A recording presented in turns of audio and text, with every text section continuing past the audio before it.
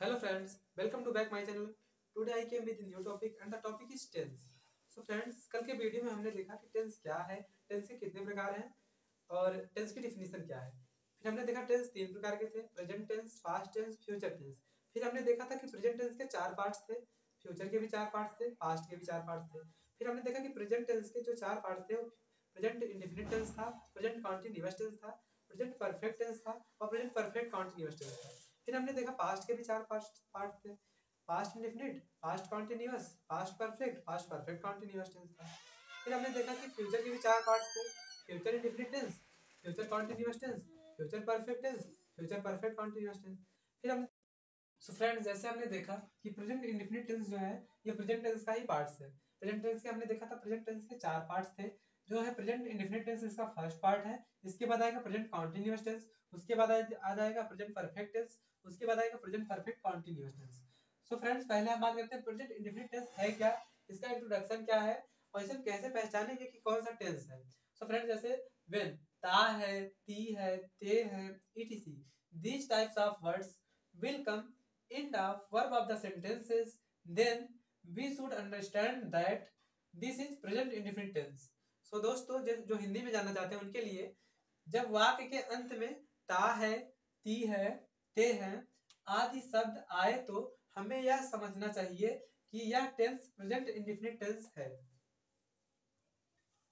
कि present indefinite tense की पहचान क्या थी। जैसे हमने देखा ता है, ती है, ते है, etc, these types of words will come in of the verb of the sentences, then we should understand that this is present indefinite tense। ये तो हमने इसका देखा, पहचान किया था। अब हम देखते हैं इसका रूल क्या है। इसका मैंने सुविधा के लिए इसे चार पार्ट्स में बांट दिया है, affirmative, negative, interrogative sentence first type, interrogative sentence second type. उसके बारे में बाद में चर्चा करेंगे। पहले हम बात करते हैं अफर्मेटिव सेंटेंस की। अफर्मेटिव सेंटेंस का रूल होता है सब्जेक्ट, सब्जेक्ट यानी कर्ता जिसे कहते हैं, सब्जेक्ट प्लस वर्ब के फर्स्ट फॉर्म में यस और ईएस का प्रयोग करते हैं।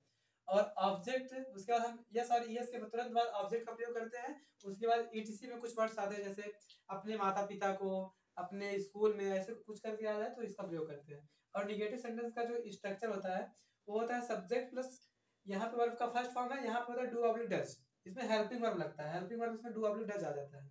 उसके बाद आता है वर्ब का फर्स्ट फॉर्म, उसके बाद आता है ऑब्जेक्ट। अब आप कंफ्यूज होंगे कि यस और ईएस का प्रयोग कब करेंगे, कब नहीं करेंगे। तो इसके लिए मैंने आपको बनाया है रूल, ही, सी, इट और एनी नेम।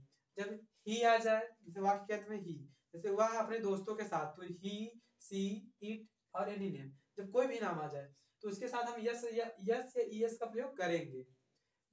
और जब आई, वी, दे, यू, जैसे मैं स्कूल जाऊंगा, या फिर तुम स्कूल जाओगे, या फिर वे स्कूल जाएंगे, ये आ जाए आई, वी, दे, यू, इन सब के साथ यस या यस का प्रयोग नहीं होगा।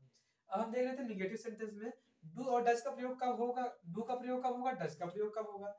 ये तो बहुत लोग कंफ्यूज रहते हैं। अब हम देखते हैं कि ही, सी, इट और एनी नेम, जैसे ही आ जाए, सी आ जाए, इट आ जाए, या कोई नाम आ जाए। नाम में जैसे मुकेश, दिनेश, सुरेश, महेश, कोई भी नाम आ जाए, जितने भी नाम एग्जिस्ट करते हैं उसमें से कोई भी नाम आ जाए, उसके साथ डज का प्रयोग होगा।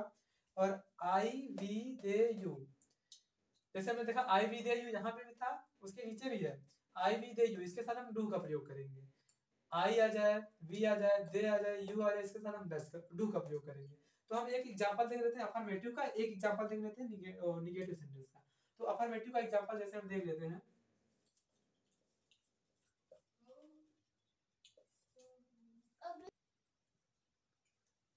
तुम स्कूल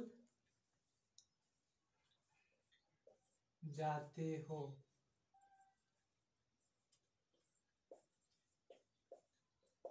अब तुम क्या है यहाँ पे, सब्जेक्ट, तो सब्जेक्ट पहले रखना होता है, तो तुम के लिए क्या होगा, यू।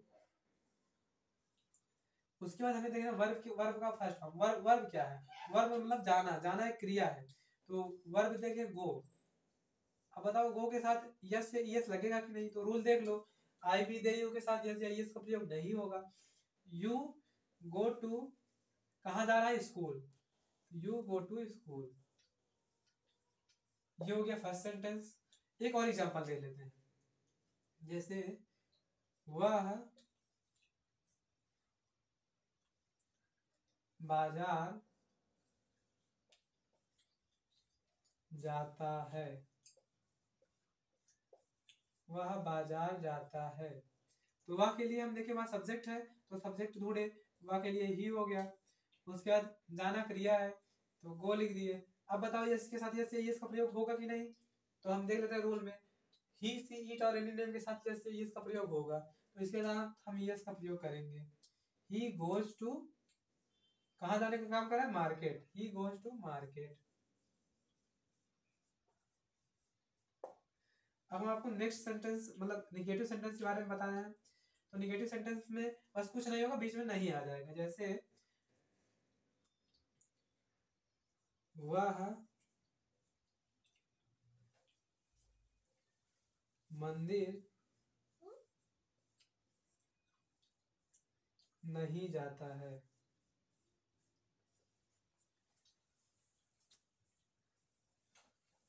वह मंदिर नहीं जाता है, वह मंदिर नहीं जाता है। अब आपको देखना है कि निगेटिव सेंटेंस के स्ट्रक्चर के हिसाब से इसे ट्रांसलेट करना होगा। अगर आपने इसके हिसाब से किया तो गलत होगा।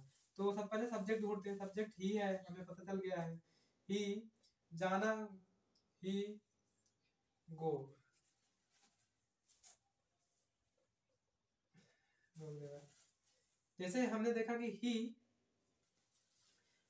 वह मंदिर नहीं जाता है, ही उसके बाद हम देखेंगे हेल्पिंग वर्ब क्या लगेगा। हेल्पिंग वर्ब में डू अपनी डज में से देखना है, तो ही के साथ हेल्पिंग वर्ब क्या लगेगा, ही सी इट और एनी नेम के साथ डज लगेगा। तो हम देखेंगे ही डज। उसके बाद जैसे हमने देखा ही डज, उसके बाद क्या करना है, नॉट, नॉट का प्रयोग करना है। अगर आप रूल के हिसाब से चलेंगे तो आपका कभी भी गलत नहीं होगा। ही हो गया, डू अपनी डज में से हमने देखा डज होगा, फिर नॉट किए, वर्ब का फर्स्ट फॉर्म गो हो जाएगा।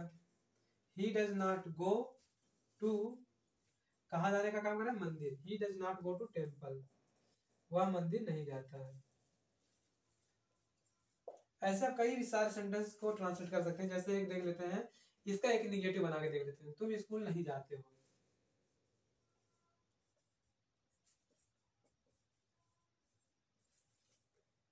तुम स्कूल नहीं जाते हो,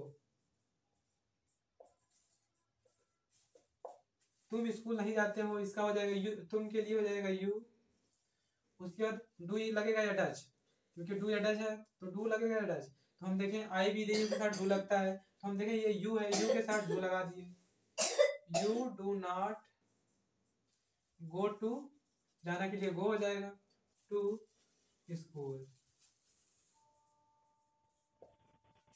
तो friends interrogative sentence first type, interrogative sentence second type, ये हम कल की वीडियो में देखेंगे। धन्यवाद।